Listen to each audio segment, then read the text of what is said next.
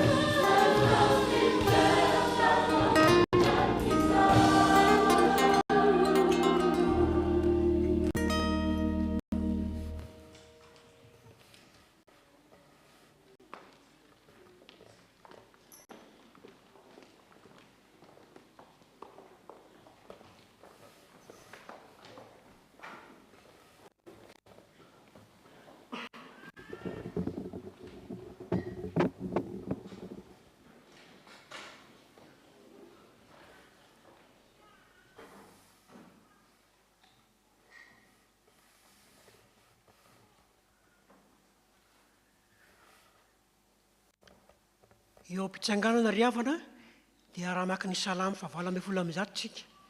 Ny 9 ka hatramin'ny 7 vakitsika anaran'i Jesosy zany dia vakiana miadana tsara ho an'ny zanakitsika tsy dia mahay teny frantsay loatra. Amin'ny anaran'i Jesosy Kristy tompontsika. Katoriny asa Jehova mafy aho nefa tsy natolo ny ho amin'ny fahafatesana. Voay ny vavadiny fahamarinana aho. Hiditra eo aho ka hiteran'i Jehova. Ity no vavadiny Jehova. Ny marina no hiditra eo. Hideranao aho fa efa namaly ahy ianao ka efa famonjena ahy. Ny vato izay nilavon'ny mpanao trano no efa tonga fehizoro indrindra. Avy tamin'i Jehova izany ka mahagaga masontsika. Amen. Miara-mipetraka tsika tompoko ataontsika ny hira 820 sy 200.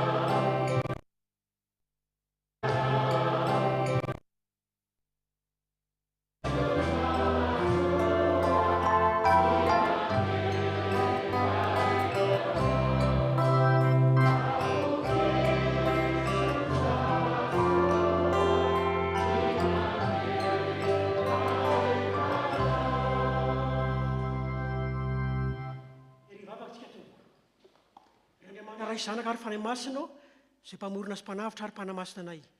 Mivory eto amin'ny tanony ety izahay mba hiain'izay lazainao aminay. Andriamanitro, mangataka aminao amin'ny alalan'i Jesosy Kristy izahay mba ho sokafany fanay masina fonay, mba haisan'ny tenao am-ponay hahatonga anay hibebaka noho ny ota nataonay ka mba hinoana an'i Jesosy na amin'ny fiainana na amin'ny fahafatesana. Ary tomboanay tsara isan'andro amin'ny fitondran-tena masina.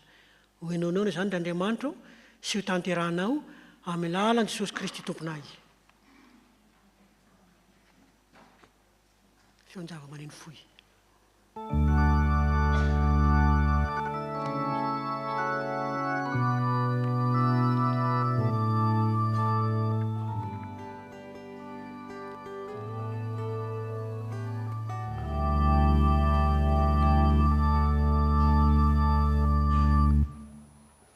Rehefa malala, hoy ny tompo, avy ary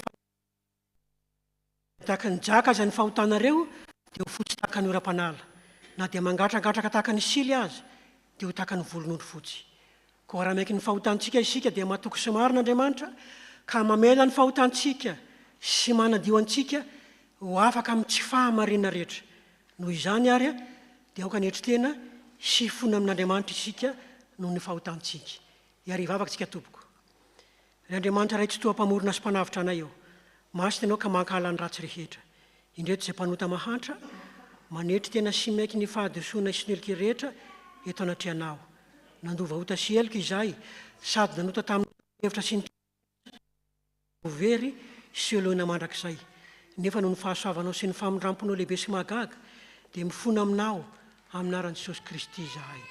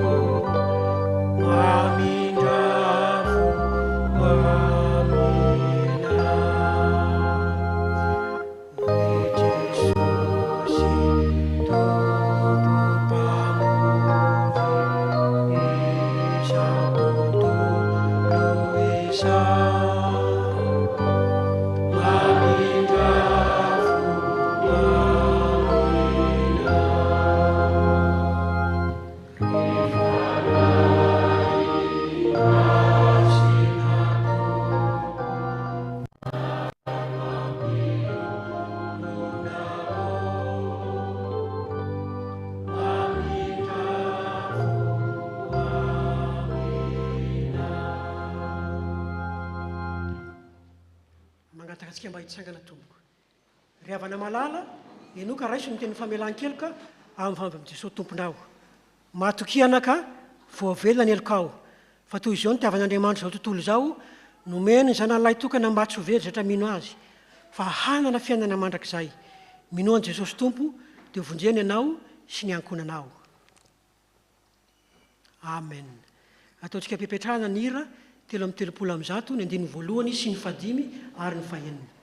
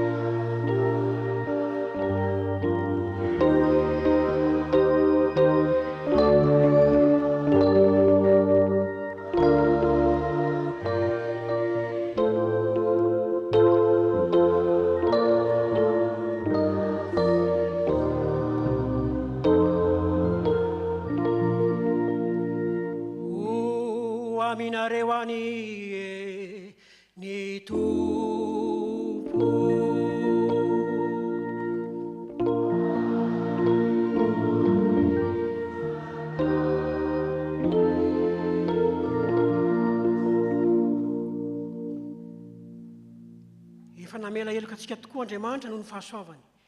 Ankehitriny izy dia izarany teniny amintsika, noho izany hanatona azy amin'ny fifaliana isika handreny teniny. Mialohan'ny vavaka sy ny vaky teny, dia ataontsika ny hira 520 ny 1 sy ny 2.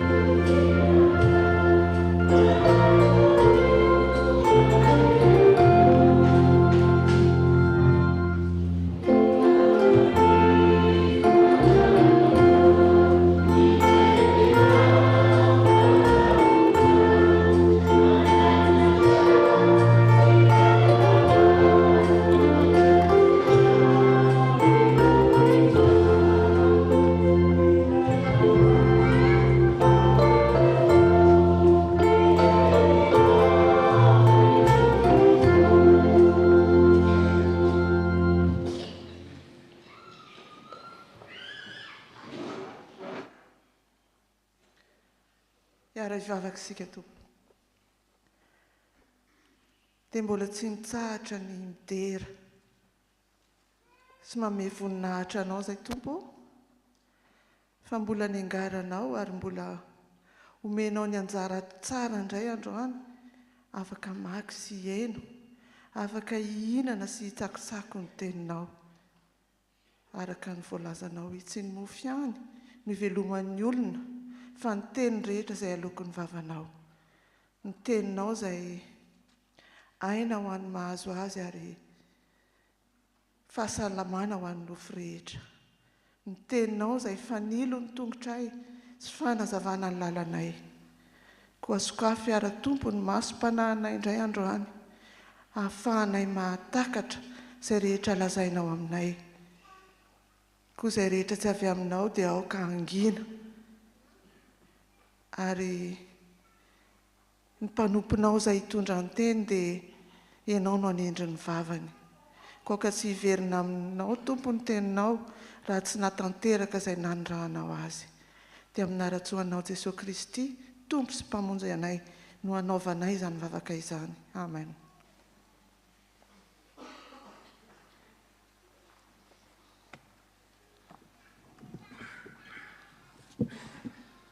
Ry havana manana, iaraka maka ny sian'ny tenin'Andriamanitra isika, izany dia hitantsika ao amin'ny boky Asan'ny Apôstôly, Asan'ny Apôstôly toko fahaefatra andininy faharoa amby telopolo ka hatramin'ny fahadimy amby telopolo. Asan'ny Apôstôly toko fahaefatra andininy faharoa amby telopolo ka hatramin'ny fahadimy amby telopolo. Rehefa hita dia ho vakiana amin'ny anaran'ny Tompo. Iray fosy fanahy tokoa ireo mpino marobe ary tsy nisy nilaza ny fananany ho azy samirery fa niara-nanana ny zavatra rehetra. Tamin'ny kely lehibe no nijoroan'ny apôstôly ho vavolombelona manambara fa nitsangana velona i Jesosy Tompo ary fitahiam-be avy amin'Andriamanitra no teo amin'ny mpino rehetra. Tsy nisy orin-javatra teo aminy fa ireo nanana tany na trano dia nivarotra izany ary nitondra ny vola vidin'ny zavatra lafo ka nanolotra izany teo anatrehan'ny apôstôly dia nozaraina arak'izay nilain'ny tsirairay. Amen.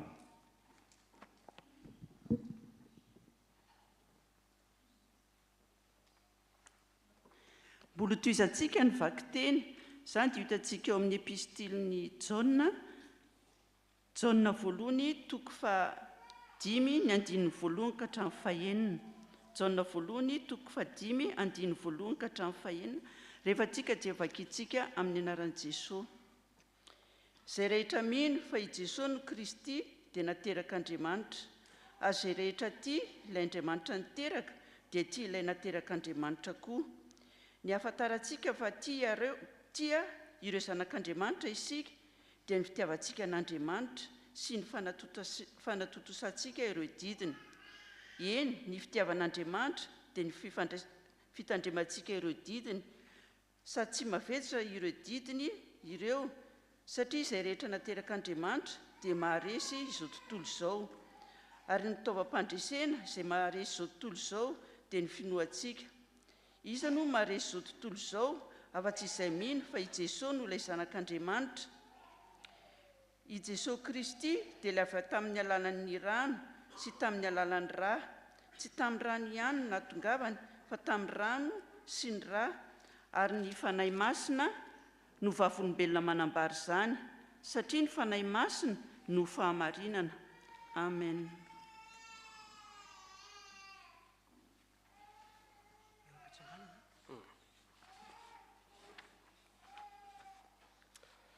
Ho faranantsika ny famakiana ny teny ka eo am-pitsanganana anaovantsika izany.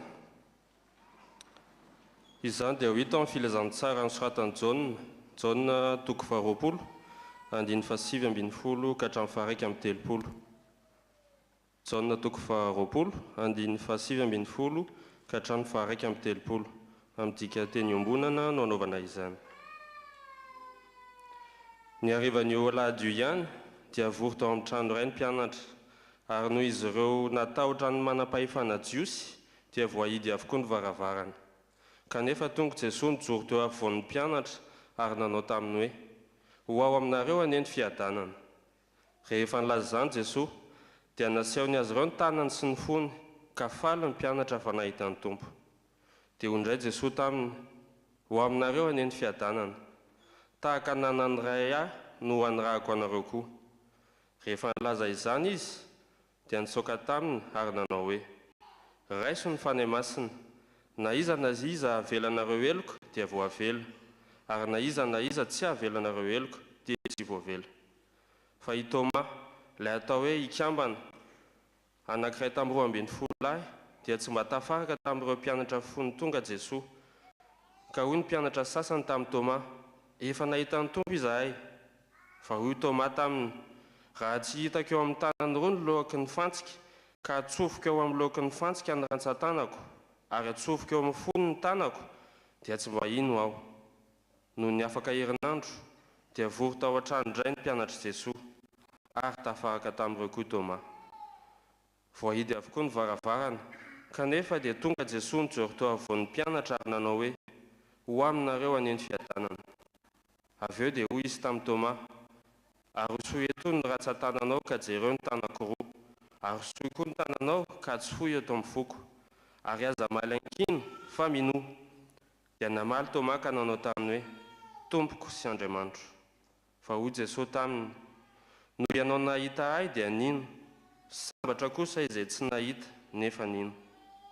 Maro koa ny famantarana hafa nataon'i Jesosy teo mason'ny mpianany no tsy voasoratra amin'ity boky ity, fa voasoratra ireo famantarana ireo mba hinonareo fa i Jesosy no ilay Mesia, ilay zanak'Andriamanitra, ary mba hahavelona aina anareo amin'ny alalany raha mino azy ianareo.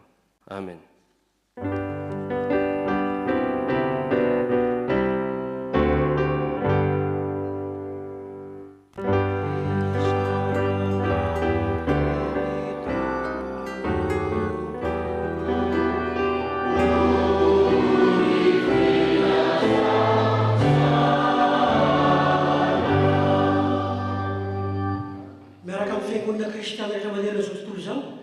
Sika naiky sy anambarany finoantsika araka ny fanekem-panoana apôstôlika.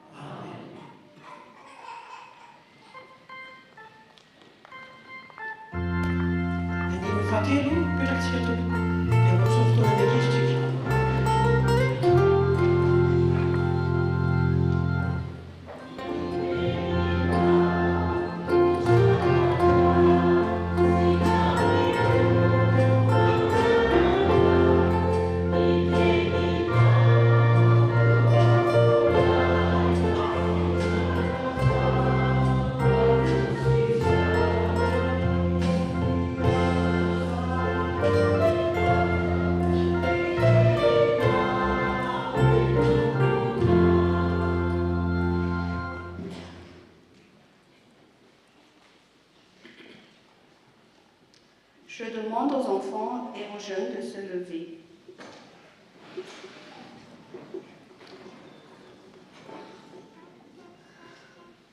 On va lire dans Jean, chapitre 20, verset 21.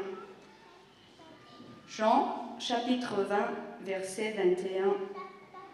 Au nom de Jésus, Jésus leur dit de nouveau, « La paix soit avec vous. Comme le Père m'a envoyé, moi aussi, je vous envoie. » Amen. Vous pouvez vous asseoir. Tout d'abord, je vais vous raconter une histoire tirée dans la Bible, que vous le savez déjà. C'est une histoire que Jésus et ses disciples ont été dans un bateau et que soudain, une tempête se déclenche avec des énormes vagues qui font violemment tanguer le bateau. On a d'un côté les disciples effrayés et de l'autre côté, Jésus qui dort paisiblement. Notons qu'ils sont dans un même endroit et face aux mêmes circonstances.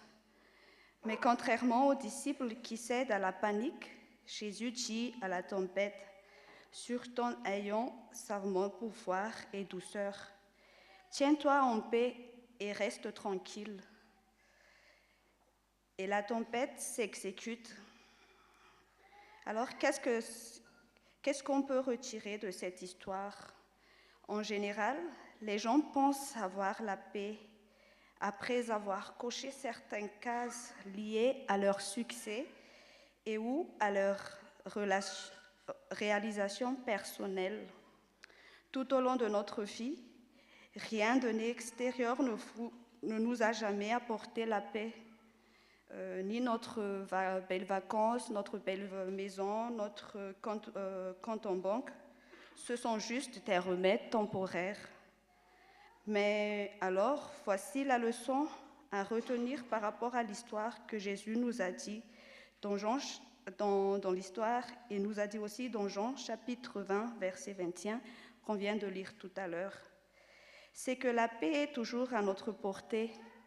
Peu importe ce qui tourbillonne autour de nous dans le monde, quelles que soient les circonstances extérieures, nous pouvons toujours choisir la paix intérieure.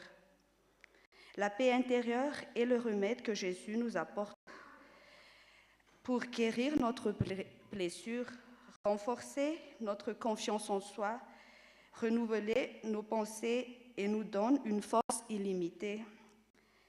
Elle est accessible quand on a une bonne relation avec Jésus. Quelle est la bonne relation avec Jésus? C'est de prier sans cesse, de lire ses paroles, car c'est Jésus qui est le prince de la paix. D'ailleurs, n'a-t-il pas déclaré que celui qui croit en lui accomplira lui-même les œuvres qu'il a faites et qu'il en fera même de plus grandes? Prions. Seigneur, merci de nous avoir donné ta parole. Amen.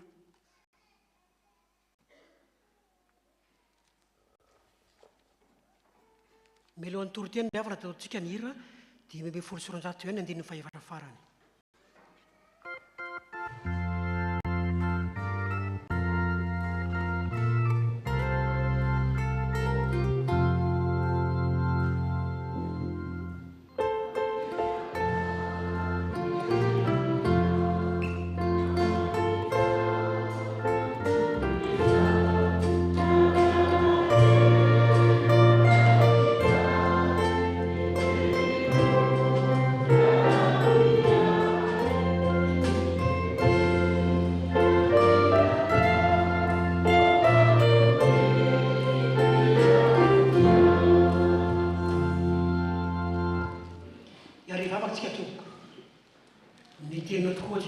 Sabatra ny fanahinay fanelany tongotra sy fanazavana ny lalanay mangataka mba izany no ataonay vaindohan-draharaha ka hitanay toromarina ny filazantsaranao satria izany no asan'ny fiangonanao.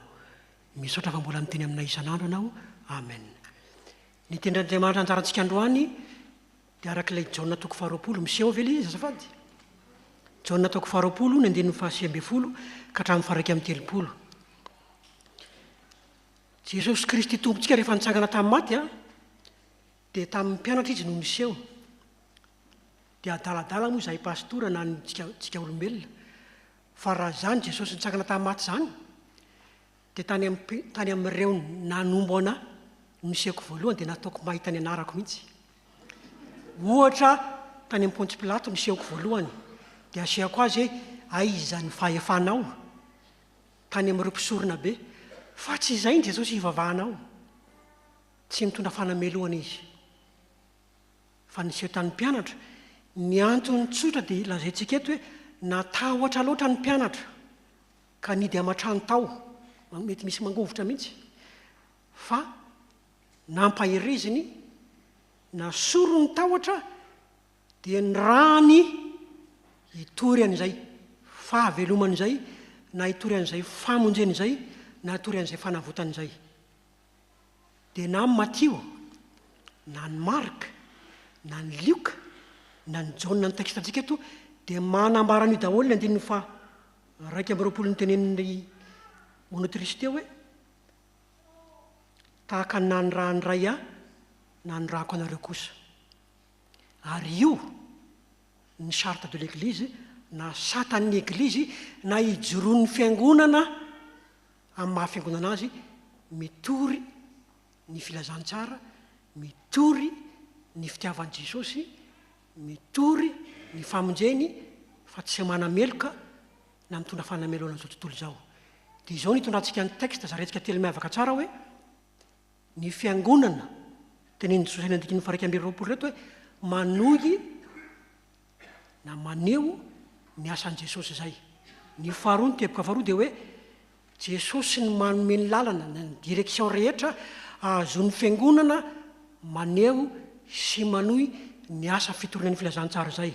Dia ny fahatelo farany amin'ny finoana sy amin'ny firaisana amin'i Jesosy no ahavitan'ny fiangonana izany fitoronan'ny filazantsara zany.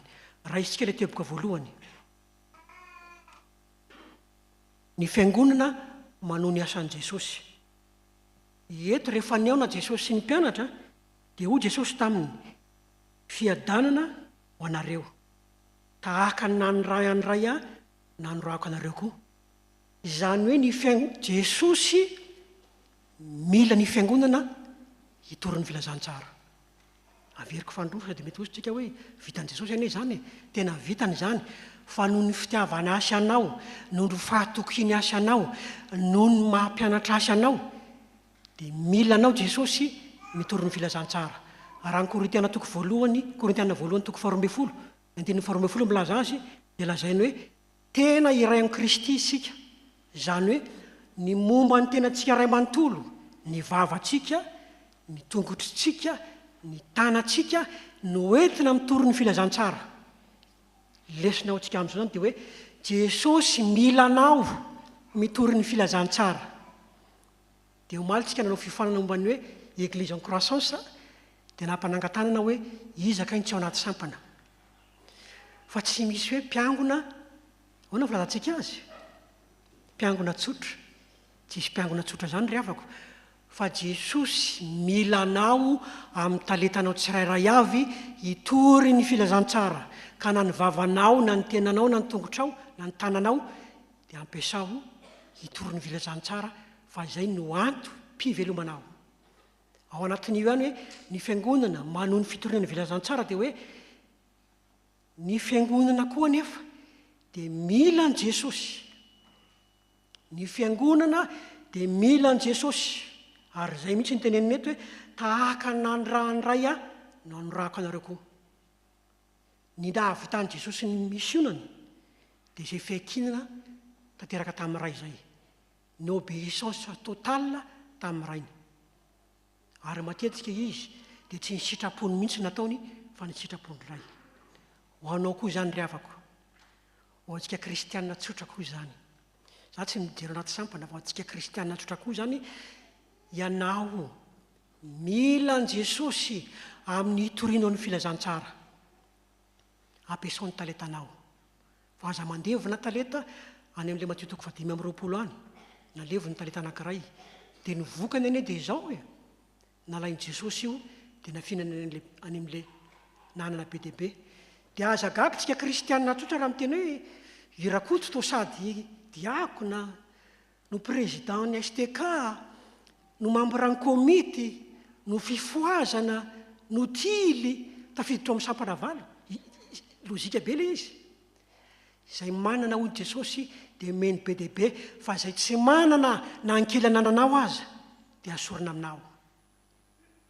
Dia mitodika antsika ny tenin'Andriamanitra, manahoana akay ny fampiasantsika ny talentantsika amin'ny fitoriana ny filazantsara.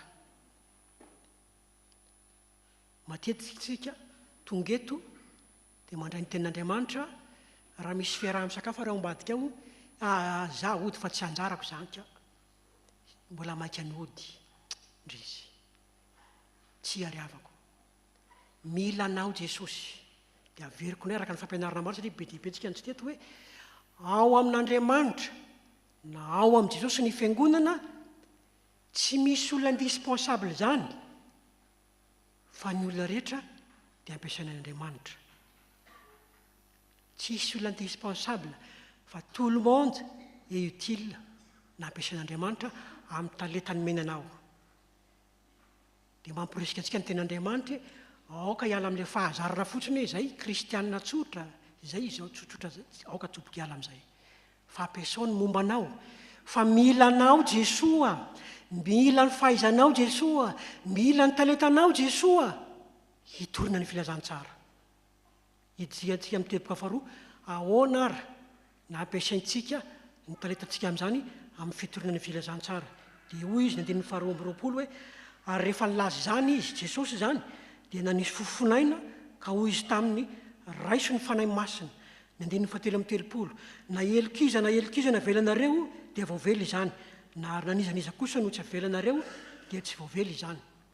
Raisitsika voalohany le fofonaina mampatsiaro ny Genesisy toko voalohany sy ny faharoa ny amin'ny famoronana zany hoe rehefa manisy fofonain'Andriamanitra dia miteraka fahavelomana mahazoana famelan-keliko amin'ny batisa ataontsika amin'ny fandraisana amin'ny fanasan'ny tompo amin'ny tenin'Andriamanitra amin'ny teny aminao isan'andro, fa na dia mena tahaka ny jaky aza tonga etanao ry havako, mahatsapy izany ve, miainy izany ve, manana an'izany fanantenana izany ve, tonga eto ao Jesosy mandre ny teninao mahazo famelan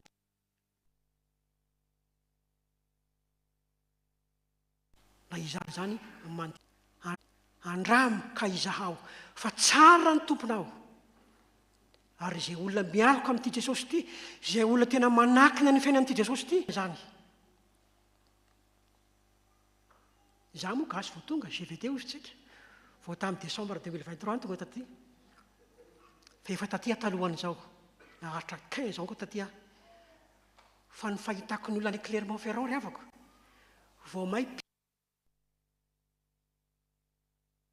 olona manjonitra manjongodava tia tena izay afa-ny tenany. Nandray tram mandray mandeha izay nisy rangaty eo akaikiko seza efatra amin'ny fanapitra an'izao. Non, c'est ma place, je l'ai acheté.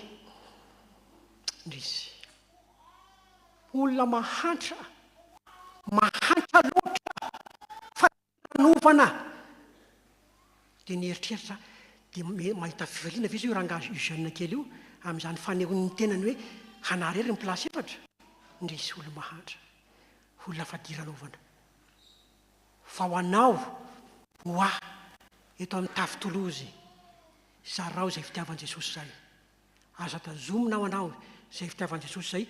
Hidirantsika amin'ny teboka fahatelo tsara fady hoe amin'ny finoana sy ny firaisana no iainanao na iaina ny fiangonana izany fitorina ny filazantsara, izany firaisana amin'i Jesosy zany.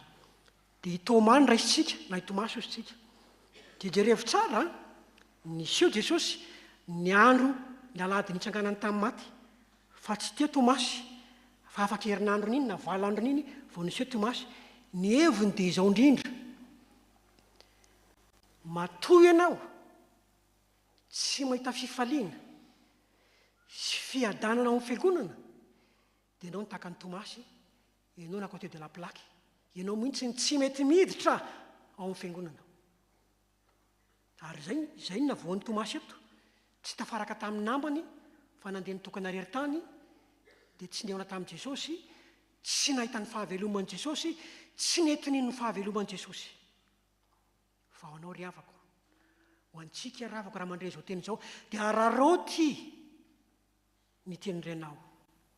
Aza miandro fotoana, aza mbola miteny hoe izaho mbola zaza 9 taonako, izaho mbola ankizy kely 7 taonako, izaho mbola tanora 17 taonako. Fa tantaraiko ny nanjony izao dahako ianareo. Ny vadiny dokotera mahay mihitsy, ny alina natory fampanao veloma bezo fa tsy mifotsony ny maraina, tsy marary, tsy marikotra, tsy maninona, tsy tafafotsony ny maraina. Eto Tomasy soa fa nahazo famindrampo fa afaka herinandro n'iny ny aona tamin'ny ray Jesosy.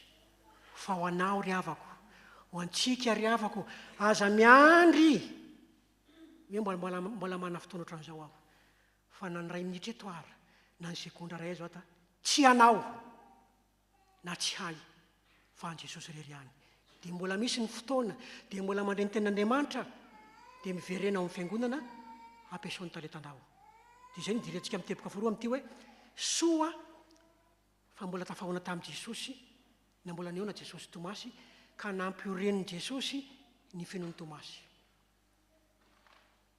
Izay koa mbola tsika, izay koa mbola ho anao hoe mbola mandray ny tenin'Andriamanitra ianao, mbola maneno ny famondram-po tony aminao, mbola maheno ny filazantsara ianao, raha isoa iaino amin'ny finoana izany dia zarao manodidina anao. Fa lazay ny mamarana azy eto ny andininy faraiky amin'ny telopolo fa voasoratra izao mba hinonareo fa Jesosy Kristy ny zanak'Andriamanitra ary mba hanananareo fiainana amin'ny anarany raha mino ianareo. Fa mbola marobe ry havako, mbola marobe ny olona tsy mino an'izany Jesosy izany, mbola marobe ny olona minia manampy-tsofina tsy mety mandray filazantsara, mbola marobe ny manodidina anao, ny havanao, ny mpifalolo-bodirina aminao, ny mpiara-miasa aminao, ny mpiara-mianatra aminao, minia manampy-tsofina tsy mety mandray ny filazantsara. Fa ho anao, ho antsika izay efa babo ny filazantsara, toreno fitiavan'i Jesosy tomponao, ambarao ny fitiavan'i Jesosy tomponao, iaino ny fitiavan'i Jesosy tomponao, fa io ny fiadanana tononiny eto na io ny fiadanana lazainy eto. Ny fiadanana teo amin'ny Jiosy raha mijerytsika ny Antimo Testamenta taloha, raha miteny ny olona anankiray hoe fiadanana eo anao dia tsy le olona ihany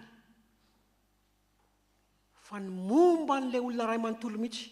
Raha mpiompy izy ka miteny ny olona anankiray hoe fiadanana ho anao dia hatramin'ny biby fiompiny mahazo an'izay fiadanana izay na manana an'izay fiadanana izay, ny tranony, ny mpanompony, ny mpiara-miasa aminy, ny mpiara-miompy nantoka aminy mahazo an'izay fiadanana izay. Dia izay ny fiadanana tononin Jesosy eto miveriny telo amin'ny tenin'Andriamanitra teo hoe fiadanana ho anareo. Dia izay fiadanana Jesosy izay koa ny efa nomeny antsika, ny efa iainantsika dia aza finta fotsiny, aza raisina fotsiny, na aza tononina fotsiny tahaka ny fiarabana, fa iaino zarao ho amin'ny manodidinao mba hanana an'izany fiadanany koa, mba hanana an'izany fiadanana izany koa ny manodidinao. Fa averiko ray, fa mbola maro ny miaina anatin'ny aizina, mbola maro ny miniankipy, fa ianao izay manana ny fiadanana, ianao izay manana ny filazantsara, ianao izay manana ny fiainana, zarao ao amin'ny manodidinao. Fa za isaka mamarina ny toroteniko dia faranako amin'izao foana hoe misy fifaliana sy fiadanana ny fiainanao izany. Ny fifaliana sy fiadanana eto tsy hoe manana tranobe, manana tômôbilina marobe, tsy le ara-materialy loatra, fa ny fiadanam-poa mino Jesosy anao, ny fahaizanao mionona raha zavatra miseho miseho amin'ny fiainanao, ny fahaizanao manana an'izay fiadanam-po izay ao amin'i Jesosy tomponao. Dia mba hereza ry havako ao amin'izao lahady faharoa manaraka amin'ny pasika izao, atsoatso avy ny aladin'ny Trinité, mivadika loko maitso ndray ny fiainan'ny fiangonantsika. Ny heviny dia hoe fiangonana velona tahaka ny hazo maitso, manana an'io anao, miaina an'io anao, mizara an'io anao, mahita fifaliana sy fiadanana. Voninahitra n'Andriamanitra ray sanaka ary fanahy masina sy hatramin'ny taloha indrindra ka mandrakizay mitsangana raiso ny fitahiana. Ho aminareo ny fiadanan'i Jesosy Kristy tompo sy ny fitiavan'Andriamanitra ray ary ny firaisana amin'ny fanahy masina. Amen.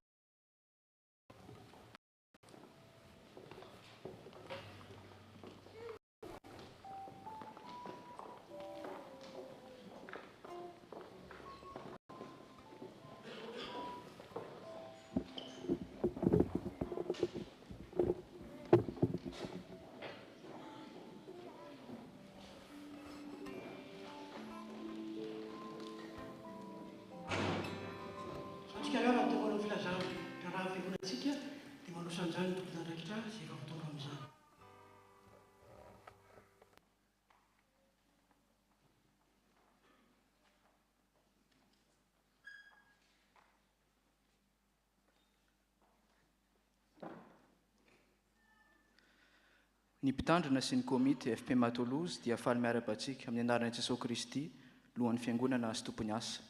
Toy izao indray ny vaovao azo ambara amintsika anio, vaovao faritany, Jobily fisotroan ronono. Ho antsika izay tsy hanotrina izay gabe fahatsanina amin'ny herina anio, dia misy ny valopo efa nozaraina teo am-pidirana, ho fandraisantsika anjara amin'izany. Raha toa ka nolotra izany parisaika isika dia mba atao amin'ny anaran'i Pasteur Charles azafady indrindra. Isorana itsa-pivoahana azahoantsika mametraka izany rehefa mirava ny fotoana. Vaovao eto amin'ny tafo, sampana feony mazava. La chorale feony mazava vous rappelle que vous pouvez récupérer les commandes des empanadas à la fin du culte. Nous vous remercions pour votre participation et nous vous souhaitons une bonne dégustation. Soyez bénis. Sampanelela Kristiana. Ny sampanelela Kristiana dia manasantsika amin'ny isa-taonany izay ho tanterahany ny faha-roapolo sy ny faha-raika amby roapolo ny volana aprily izao. Araka ny loha-hevitra izay hita ao amin'ny Efesiana 4:7-10 tapany faharoa manao hoe ho lehilahy lehibe mahatratra ny ohatra ny alehiben'i Kristy. Toy izao ny fandaharam-potoana Ny asabotsy 20 aprily eto amin'ny Vieux Temple dia isy fiofanana, arahana karaoké sy fiarahana amin'ny tsakitsaky sy miala hetaheta. Ny alahady 20 aprily any amin'ny Temple du Salin, fanompoam-pivavahana fiterana an'Andriamanitra, arahana tsobily mariazy sy vokatra laoka izay varotana amin'ny vidiny 8 € ny barquette iray. Misy karazany roa ny laoka, gana sy henan-kisoa ary henomby sy karoty. Azo fandriana eo am-piravana izany. Mitohy ihany koa ny fandraisana ny anaran'ireo mpivady izay nahatratra ny 5, 10, 12 taona etseteraetsetra ny taona nanamasinana ny fanambadiany izay ho tanterahany etsy am-piravana ihany koa. Sampana endrim-peo, aroa izy taminy mandeha any amin'izao tontolo izao ianareo ka mitoriany filazantsara amin'ny olombelona rehetra. Marika 4:10. Izany teny izany no anasanay ny fiangonana manontolo anatrika ny isa-taonanay mitondra ny lohateny hoe Preach the Gospel to all nations, izay ivon'ny fankalasana an'Andriamanitra noho ny 15 taona ny sampana. Toy izao ny fandaharam-potoana, ny asabotsy 17 May dia isy ny concert musical any amin'ny église 7 denier manomboka amin'ny 9 sasany ariva. Ny alahady 10 May, fotoam-pivavahana any amin'ny Temple du Salin amin'ny 3 sasany. Mbola mitohy ny fiatsoana ireo izay manana fanomezam-pahasoavana manokana afaka manao ingé son mandritra ny concert ny asabotsy.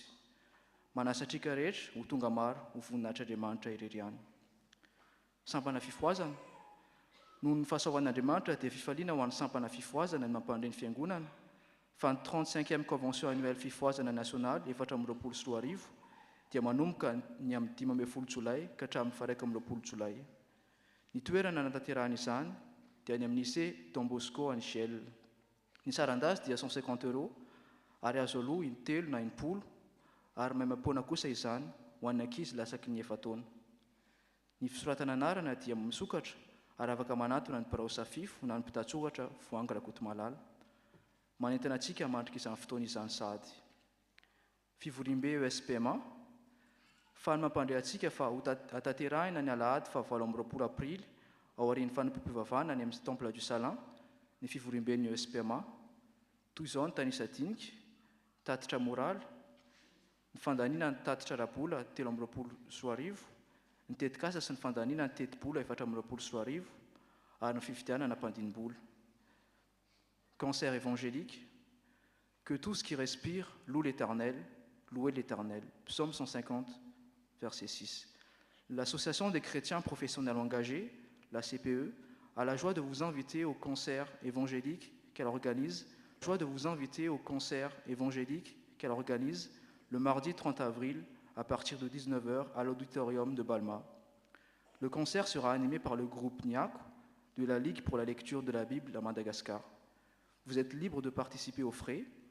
Des CD, DVD et articles artisanaux malgaches seront mis en vente par le groupe.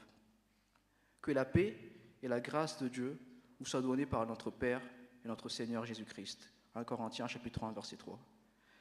Noho ny fialatsasatra dia tsy misy ny atoy biblika sy ny permanence ampitandrina amin'ny herinandro. Ny tompon'anjara amin'ny fanadiovana trano fiangonana dia ny SLK sy ny NVK. Ary toy izao indray ny tiarintsika manaraka. Amin'ny alahady 17 aprily herinan'io dia fanompoam-pivavahana famaranana ny ZKP Fatsanina izay atao any amin'ny tafo FPMA Bordeaux. Ary ny alahady 1 aprily famaranana ny Saint-Antoine SLK amin'ny 3 sasany tolakandro any amin'ny Temple du Salin. Misaotra naharitra hatramin'ny farany, voninahitra ho an'Andriamanitra irery ihany.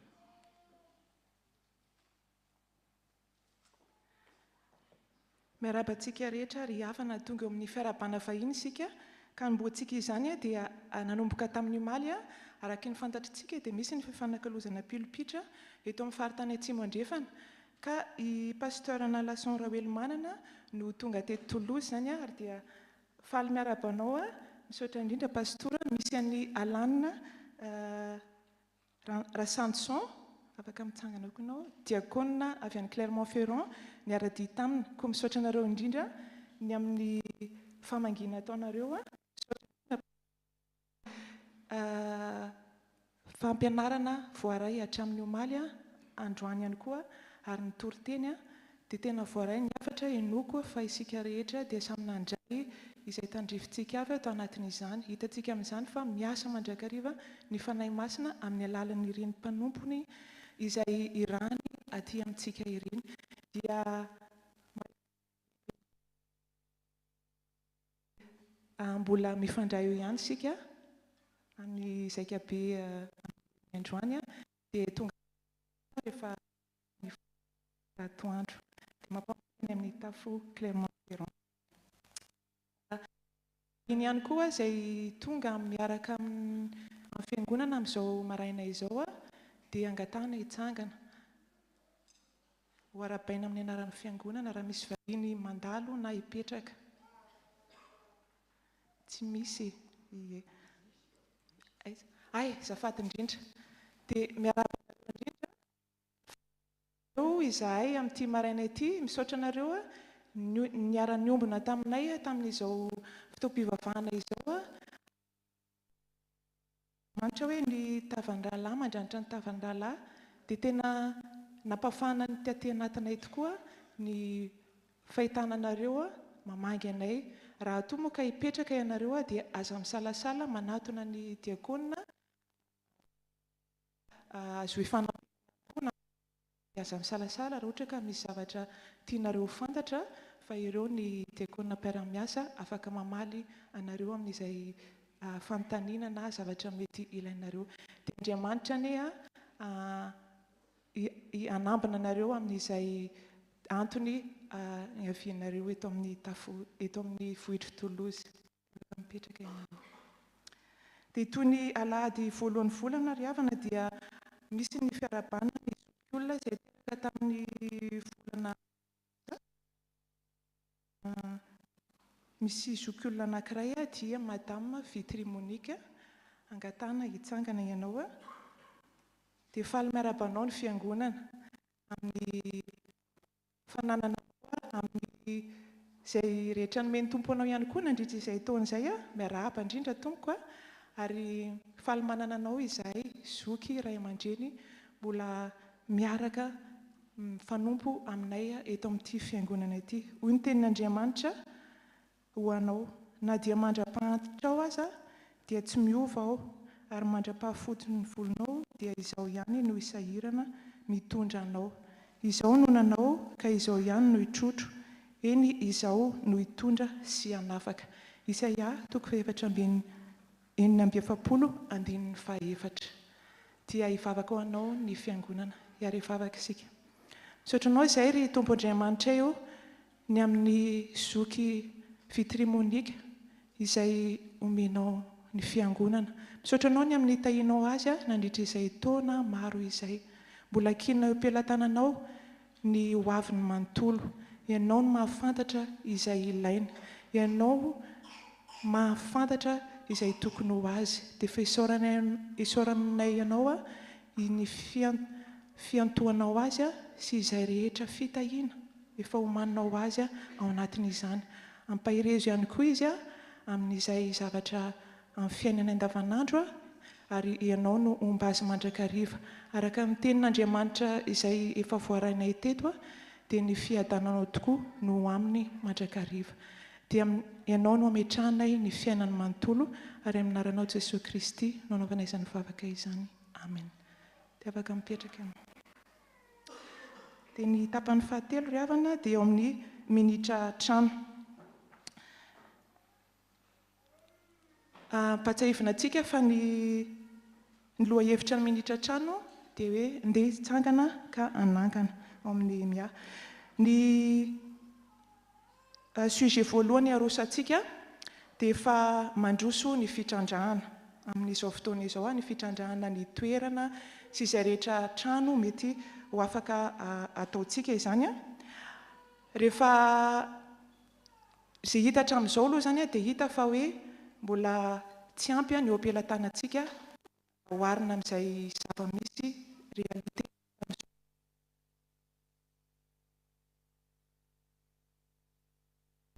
Ny mihoatra an'izay 1,500,000 €.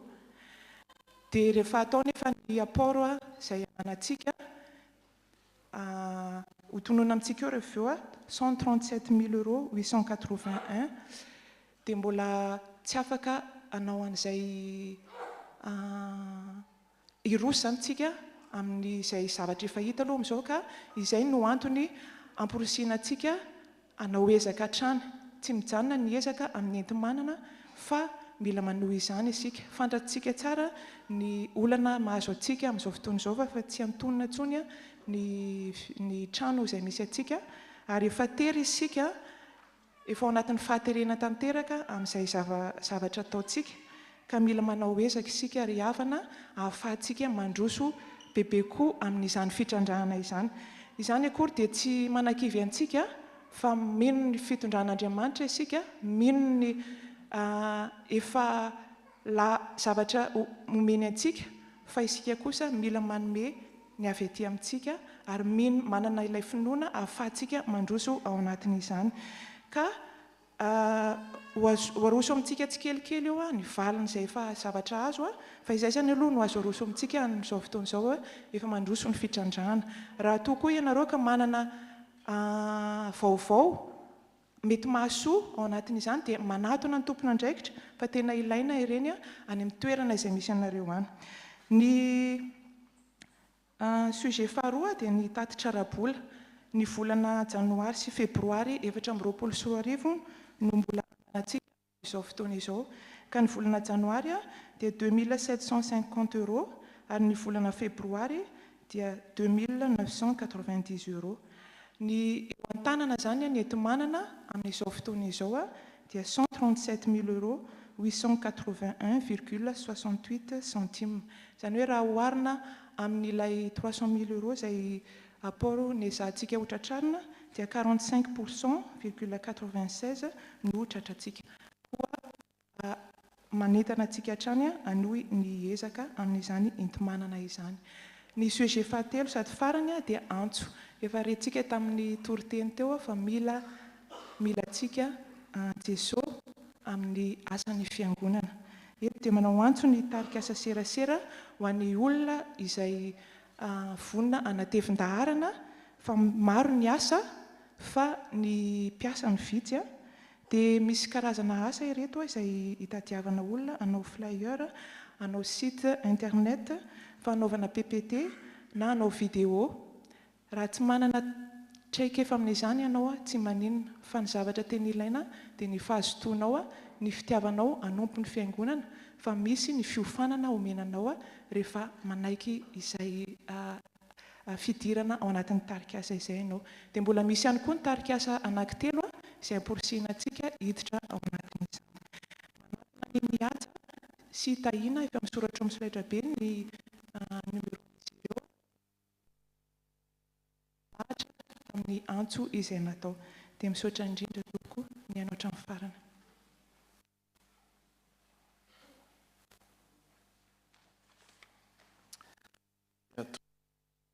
Isika aoka isika hivavaka. Sotranao ry Tompo Andriamanitra io fa tanteraka soamatsara izao fampom-pivavahana androany izao, dia mbola mitohy aza. Sotranao izahay Tompo, no nanasanao anay teo amin'ny latabatra masina, rehefa avy eo ahafahanay manao vao ny fotsy fanahina indray, ka amelanay ny heloka izay nanao ratsy anay, sy ny amelanay izay namelanao ny heloka izay nataonay ihany koa. Sotranao koa izay fa vita soamatsara ny adidin'ny pasteur na la santé de Toulouse. Ianao any ny tantana ny dianisme rahalahy hiverina ny Clermont-Ferrand. Vavaka aminao izay ho an'ny FP Mamanontolo ary singanay manokana amin'izany ny fikasana ananana mpitandrina matianina amin'ny tafo rehetra amin'ny alalan'ny V3e. Vavaka aminao koa izay ho an'ny FP Matoulouse sy ny tompon'andraikitra rehetra ary ny mpiara-mivavaka mba hirotsahan'ny fahasoavanao sy ny fiadananao.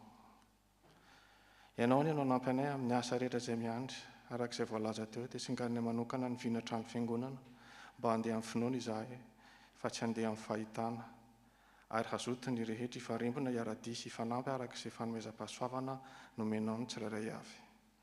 Petraka am-pelataonao koa ny zakam-pifatsanana izay atao any Bordeaux sy ny jobily ny pasteur Charles Rakotondраmanana izay sotroronao.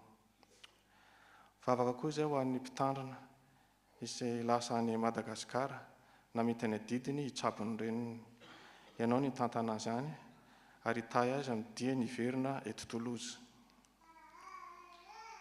Vavaka aminao koa izay mba hanana haniko hanina sy trano elofana tsara avokoa ny olon-drehetra indrindra ireo mahantra, ireo malahelo, ireo mandrery, dia mba hanana faharetana sy fahasitranana koa izay marary, ary mba hanana fitsaharana izay miady saina sy sahirana. Vavaka aminazy aho an'ireo vao namoy malala, mba hahazo fampiononana feno sy fampahirezana feno avy aminao. Vavaka aminao koa izay ho an'ny tany miady, tonany manokana ny any Ukraine, Gaza, Mer Rouge. Ianao anie no andresy lahatra ny rehetra mba hiverenana ny fihavanana. Fangio sy tantany isan'andro anie ireo vahoaka mijaly ny tsamponena noho izany ady izany. Vavaka aminazy ho an'i Madagasikara tanindrazanay, mba hanjaka ny fiadananao, ary ity firenena mandray anay ity, la Frantsa, mba hainao no hanome fahindrina mba mpitondra sy mivahoaka. Vavaka aminao izay mba hampiroborobo ny asa fitoriana manerana ny tany, mba hitombony fitiavana sy ny finoana ary ny fanantenana. Ho an'ireo izay nandray fahasoavana kosa, mba haisaotra sy hizara izany amin'ny hafa. Dia faranany amin'ny vavaka nampianarinao izany manao hoe: Ranay ao izany an-danitra, mba masina any ny anaranao, ho tonga any ny fanjakanao, atao any ny sitraponao, ety an-tany tahaka ny any an-danitra. Mehanay no izay any nasa azy ao anay, ary mamela ny elokay, tahaka namelanay izay meloka taminay. Aza mitondra anay amin'ny fakapanahy, fa manafahanay amin'ny ratsy. Hanao ny fanjakana sy ny hery, ary ny voninahitra mandrakizay. Amen.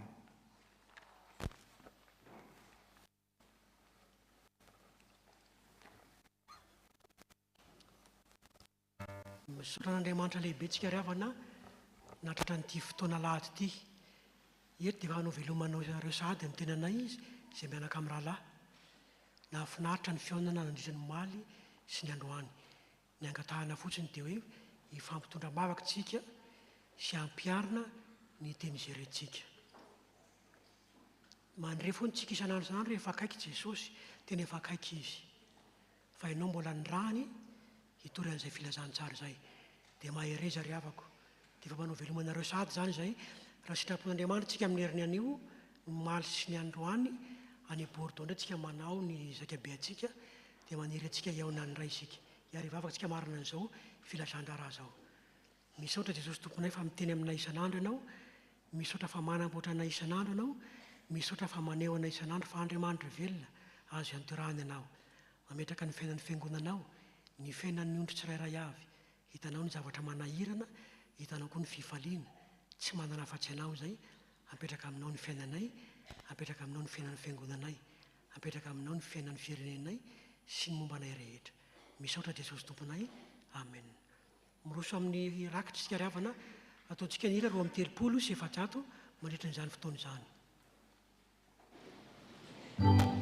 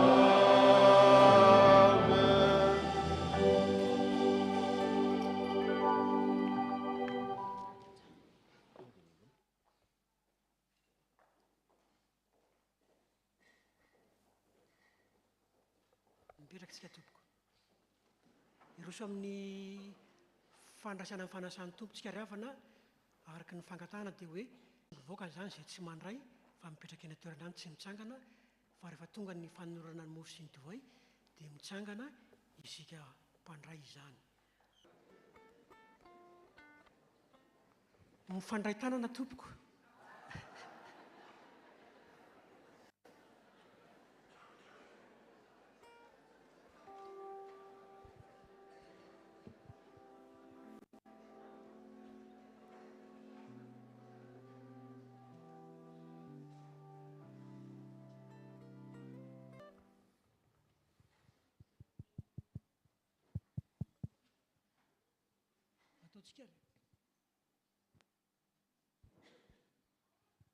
ataontsika ry havana ny hira 450 ny teny voalohany any avy ary mangetaita ho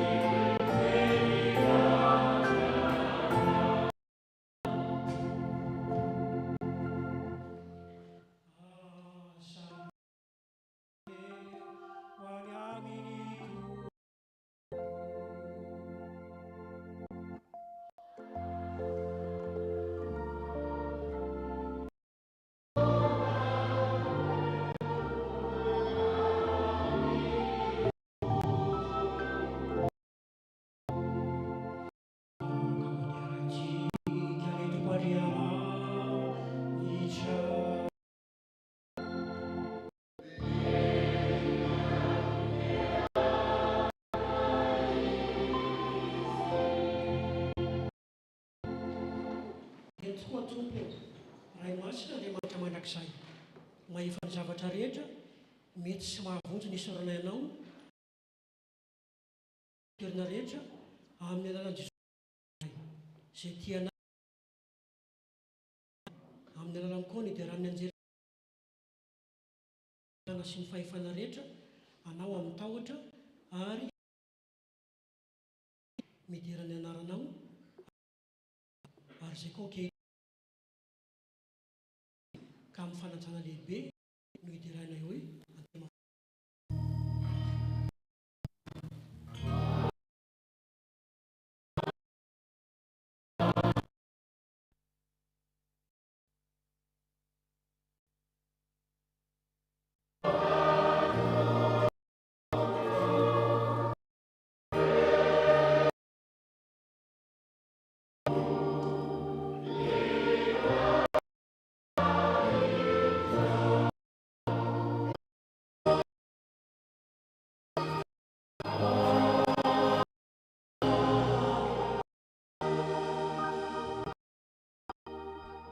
le kristianina malala aoka isaran' Jesosy Kristy izay maty nisokatsy sy nitsangana ho fanamarinantsika antsika araka isika iara-misaotra sy mivavaka tarainay tompony lanitra sy ny tany fanomindramponao aminay mpanota mahantra dia nomenao ny zanak'alay tokana mba tsy ho very izay rehetra mino azy fa hanana fiainana mandrakizay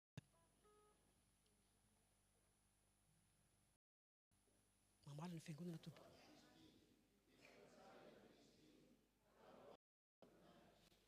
noho izany ry tompo raha ny any an-danitra indreto izay manao eto anatrehanao ny fahatsiarovana atokana ny zanaka olona ny fijaliany ny fahafatesany ny fitsanganany tamin'ny maty ary ny fiainana sy ny fifao anay ka miandry sy mitalao ny fiverenany izahay ankehitriny raha eo ahidiny ny fanahy masina mba hameny ny fonay ka andraisanay tokoa ny tomponay amin'ny finoana velona amin'izao izy manatona anay izao amin'izao fanasana izao fa ny fanahy masina no harianao anay hamelomanao anay hanamasinanao anay ary hanomezanao anay ny zavatsoa rehetra misaotranao zay Jesosy Kristy tompo midirany anaranao zay ry zanak'Andriamanitra lay tokana mpamonjy anay ankalazainay ianao no ny fitiavanao izay mahery no fahafatesana ary izay tonga eto amin'ny lanitrehanao iombona amin'ny latabatrao ohatra ny sampana amin'ny voaloboka ampianary fakataka ny fitiavanao anay izay ary oka izay ara-manana amin'ny fiangonana masina dia ianao izay miara-manjaka amin'ny ray sy ny fanahy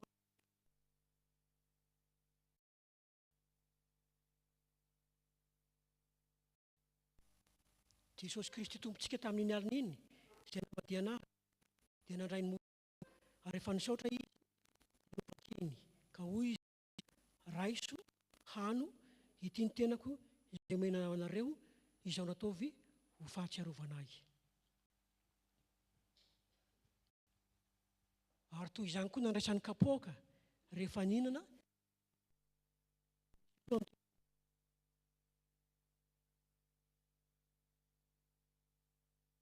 ho famelan-keloka koa na oviana na oviana no misotro ianareo dia izao nataovy ho fahatsiarovana ahy